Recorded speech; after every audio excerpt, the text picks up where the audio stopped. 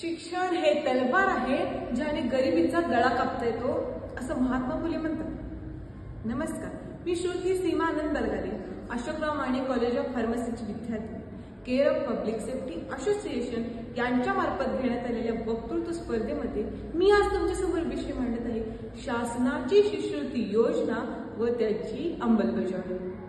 शासनाची शिष्यवृत्ती योजना आणि त्याची अंमलबजावणी ही फक्त सरकारी योजना नाही, तर ही लाखो विद्यार्थ्यांच्या स्वप्नाला एक क्रांती मिळवून देणारी योजना आहे. मी पहिलाच बोललो की शिक्षण हे तलवार आहे ज्याने गरिबीचा गळा कापता येतो. म्हणजे त्या शिष्यवृत्तीच्या माध्यमातून आपण आपली परिस्थिती बदलू शकतो. जेव्हा आपण शिक्षण घेऊन शिष्यवृत्ती योजनेचा लाभ घेतो, आपली परिस्थिती बदलू शकतो. आपण आपल्या स्वप्नांपर्यंत ध्येय गाठू शकतो, स्वप्नांपर्यंत पोहोचू शकतो. मग ह्या शिष्यवृत्ती योजना कशा आहेत, काय आहेत, ह्याची पात्रता, ह्याची स्वरूप कसं आहे, आज मी हे सर्व तुमच्यासमोर सादर करणार आहे. पण ह्याचा प्रसार कसा आहे, कसा केला पाहिजे? प्रत्येक विद्यार्थिनींनी जेव्हा आपण हा शिष्यवृत्ती योजनेचा लाभ घेतो तेव्हा हे प्रत्येक विद्यार्थ्यांपर्यंत पोहोचलं पाहिजे, जेणेकरून तो विद्यार्थी त्या शिष्यवृत्ती योजनेपासून वंचित राहणार नाही. आपण जेव्हा ती योजना घेतो तेव्हा आजूबाजूच्यांना, मित्रमैत्रिणींना सांगितलं पाहिजे की या जाती धर्मामध्ये ही योजना अशी आहे, याचा अंमलबजावणी, त्याचं स्वरूप, त्याचे अटी, नियम हे सर्व त्या विद्यार्थ्याला पोहोचलं पाहिजे. कारण अनेक विद्यार्थ्याला ते अंमलबजावणीचं वाचन करता येत नाही किंवा ते अंमलबजावणी समजत नाही, तेव्हा तो विद्यार्थी त्या शिष्यवृत्ती योजनेपासून वंचित राहतो. अनेक वेळा विद्यार्थ्यांची फसवणूक केली जाते. तुमची शिष्यवृत्ती योजना करून देतो असं सांगून त्या विद्यार्थ्याला टोलवलं जातं किंवा आपले डॉक्युमेंट घेऊन आपल्याला फसवलं जातं. अशा वेळी तो विद्यार्थी त्या योजनेपासून लांब होतो. पण जेव्हा आपण ती योजना घेतल्यानंतर ती योजना कशी आहे, का आहे, ह्याचा चांगला प्रसार केला पाहिजे.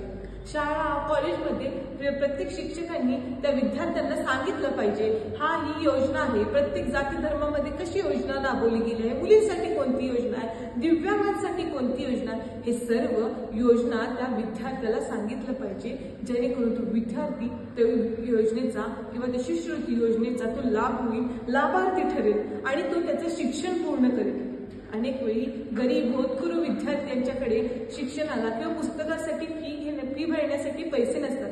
या गोष्टीसाठी ते हुशार विद्यार्थी, गरीब विद्यार्थी मागे राहू नयेत, त्यांचं स्वप्न मागे थांबू नये, म्हणून आपल्या शासनाने आपल्या विद्यार्थ्यांसाठी शिष्यवृत्ती योजना अंमलात आणली, जेणेकरून ही योजना आपल्याला आपलं स्वप्न पूर्ण करू शकते.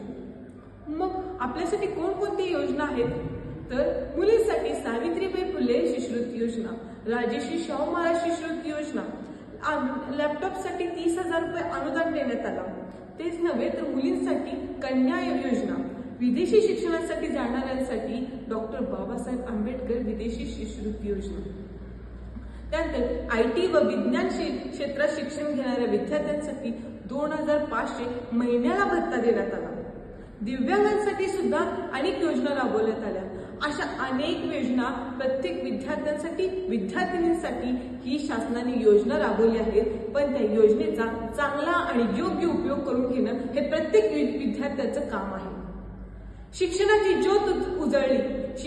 ज्योत उजळली, स्वप्नांना आकार मिळाला, शिष्यवृत्तीच्या पंखांनी गरिबीची उड्डाण झाली. शिष्यवृत्तीच्या पंखांनी गरिबीची उड्डाण झाली.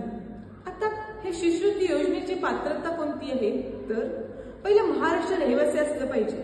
त्यानंतर आपलं आधार कार्ड प्रोफाईल असलं पाहिजे. त्यानंतर SC ST साठी उत्पन्न आपलं 2.5 लाख असलं पाहिजे. त्यानंतर 1.5 लाख हे OBC साठी.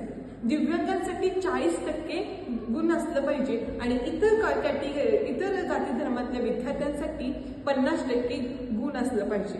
त्यानंतर आपल्या घरामध्ये कोणीही सरकारी नोकरी नसावी.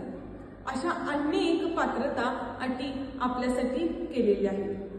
कागद नाही स्वप्न आहे, आधार नाही, कागद नाही स्वप्न आहे, आधार नाही हक्क आहे, शिष्यवृत्तीच्या दारात प्रत्येक गरिबीचा भाग आहे. आता ह्याची अंमलबजावणी कशी केली? तर पहिला प्रोफाईल तयार केला. महाडीबीटीवर जाऊन आपली नोंदणी करते. करणे व आधार कार्ड प्रोफाईल तयार करायचा। त्यानंतर जो आपण योजनेचा निवड करतो त्यामध्ये आपले कागदपत्र अपलोड करायचे आणि कागदपत्र अपलोड केल्यानंतर आपले बँक खाते लिंक होतं। त्यानंतर आपल्याला 15 ते 45 दिवसामध्ये आपल्याला आपले जो भत्ता आहे तो आपल्या बँकेमध्ये येतो आणि SMS 1 मिनिटात जर आपण ते केलं तर 1 मिनिटात आपल्याला SMS अलर्ट होतो। अशा अनेक अंमलबजावणी आपल्यासाठी आपलं शासन आपल्यासाठी कार्यरत करत आहे। अनेक विद्यार्थी ह्या शिष्यवृत्ती योजनेमधून घडले। कितीतरी विद्यार्थ्यांनी आपली परिस्थिती आपलं स्वप्न बदललं, हे विश्व चांगलं बनतं। सातारा जिल्ह्यातील आदिवासी मुलगी प्रीती ही 8वी मध्ये असताना स्वधार हॉस्टेल योजना घेतली। त्यानंतर 12वी मध्ये 92% गुण मिळवून IT क्षेत्रामधून ती आज इस्रो कंपनीमध्ये कार्यरत आहे किंवा काम करत आहे। तुम्ही सुद्धा अशा या योजनेच्या माध्यमातून आपलं स्वप्न पूर्ण करूया। पण ही योजना आपल्यासाठीच बनली आहे, पण याचा प्रसार चांगल्या माध्यमातून झाला पाहिजे। जी गरीब, जी हुतकुर विद्यार्थी आहेत, हुशार विद्यार्थी आहेत, ज्यांचं स्वप्न मागं राहणार नाही, त्या स्वप्नांपर्यंत ते पोहोचतील। आपण सुद्धा त्या स्वप्नांपर्यंत जाण्याचा प्रयत्न केला पाहिजे। ही कशी आहे पण मी शेवटला एवढं म्हणेन की त्याच्या ह्या जे आता चालू आहे त्याचा फसवणूक केला जातो। कागदपत्र आपले घेतले जातात, त्यानंतर आपलं फसवणूक केली जाते आणि त्यामुळे प्रत्येक विद्यार्थी त्या स्वप्नांपर्यंत जाऊ शकत नाही। अनेक वेळी ऑनलाईन फॉर्म भरला जातो तेव्हा डेट निघून जाते, कधी सर्व्हर डाऊन होतं, लोड होतं, त्यावेळी तो विद्यार्थी तो कंटाळून तिथून वंचित होतो, त्या फॉर्म भरण्यापासून तो लांब जातो। अनेक विद्यार्थ्यांना तो अंमलबजावणी काय आहे वाचता येत नाही, तेव्हा तो गोंधळून जातो। त्यामुळे अनेक आजूबाजूला असणारे किंवा शिक्षक माध्यमातून त्या अंमलबजावणीचा प्रसार केला पाहिजे। त्याला सांगितलं पाहिजे की अशी योजना आपल्यासाठी आहे, जेणेकरून तो विद्यार्थी त्यासाठी लाभार्थी ठरेल। ह्या योजनेच्या माध्यमातून, ह्या शिष्यवृत्तीच्या माध्यमातून तो विद्यार्थी शिक्षणासाठी धावपळ करेल, तिथपर्यंत जाण्याचा प्रयत्न करेल, जेणेकरून तो शिक्षणासाठी किंवा त्या शिष्यवृत्तीच्या माध्यमातून तो आपलं आयुष्य समृद्ध करेल किंवा त्या स्वप्नापर्यंत जाण्याचा प्रयत्न करेल। त्यामुळे तुम्ही आपण शिष्यवृत्तीचा लाभ घेतला पाहिजे। शासन हे आपल्यासाठी शिष्यवृत्ती योजना राबवली आहे, त्याचा चांगला उपयोग केला पाहिजे, त्याचा चांगला प्रसार केला पाहिजे। आजूबाजूला मित्रमैत्रिणींना त्याचा चांगला प्रसार करून त्याला शिष्यवृत्ती म्हणजे काय हे समजवलं पाहिजे आणि त्याला शिक्षणापासून वंचित न राहता त्याचे सुद्धा त्याला स्वप्न पूर्ण करू दिले पाहिजे व त्याची परिस्थिती सुद्धा बदलली पाहिजे। त्यामुळे शिष्यवृत्ती ही योजना आमच्यासाठी बनलेली आहे व त्याचा तुम्ही लाभ घेतला पाहिजे। एवढंच बोलेल आणि माझे वक्तृत्व थांबेल।